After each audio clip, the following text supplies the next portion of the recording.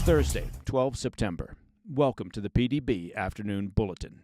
I'm Mike Baker, your eyes and ears on the world stage. All right, let's get briefed. First, the Kremlin appears to be launching major military operations to retake the Kursk region after Ukrainian troops surprised and, frankly, embarrassed the Kremlin by their incursion in early August that cost Russia some 500 square miles of territory. Also, Israel's defense minister has revealed a document from a top Hamas commander that warns terrorist leader Yahya Sinwar that the Iranian-backed terror group faces dire losses. The document from the Hamas commander also warns Sinwar that the remaining fighters are mentally broken. But first, our afternoon spotlight.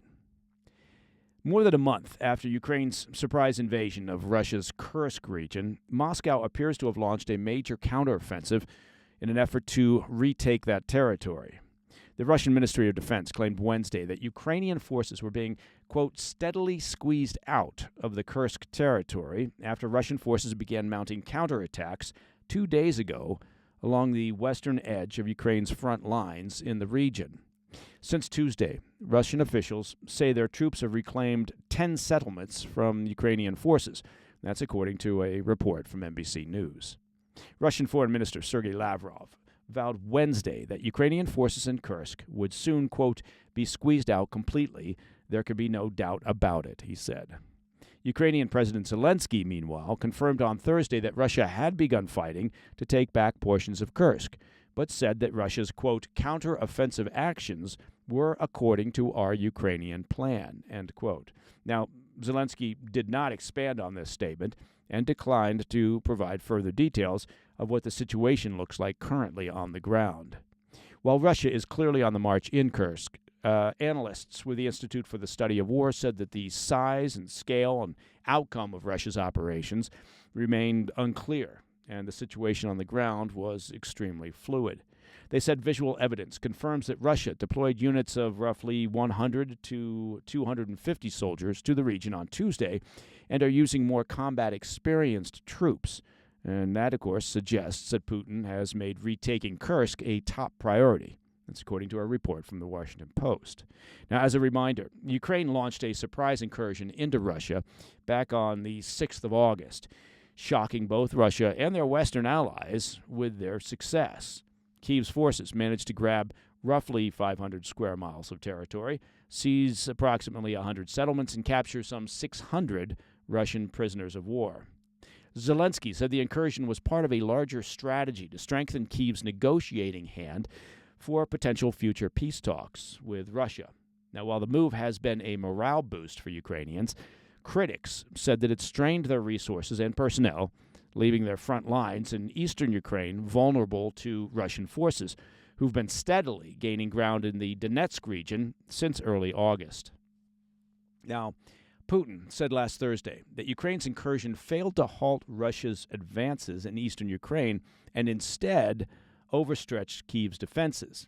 Kremlin forces continue to close in on the city of Pokrovsk, and that's a crucial logistics hub, and destroying critical infrastructure in the area this week that has left the city without access to gas or drinking water.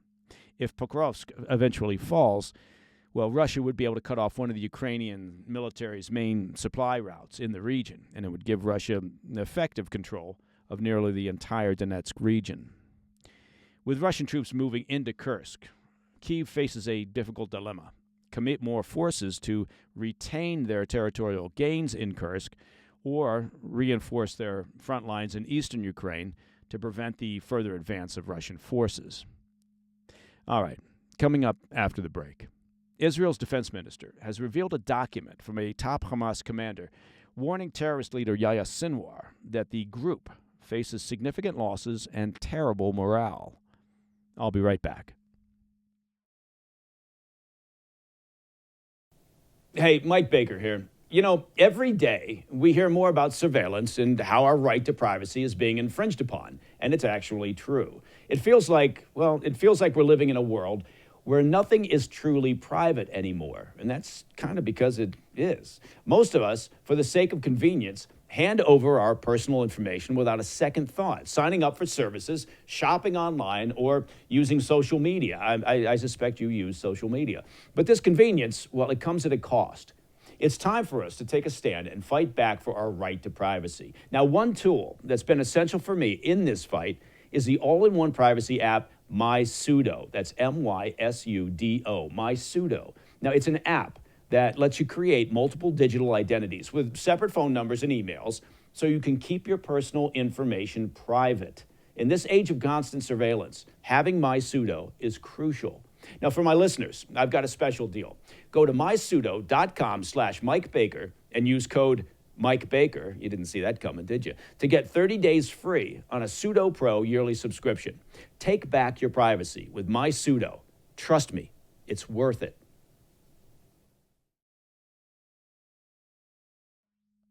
Welcome back to the Afternoon Bulletin.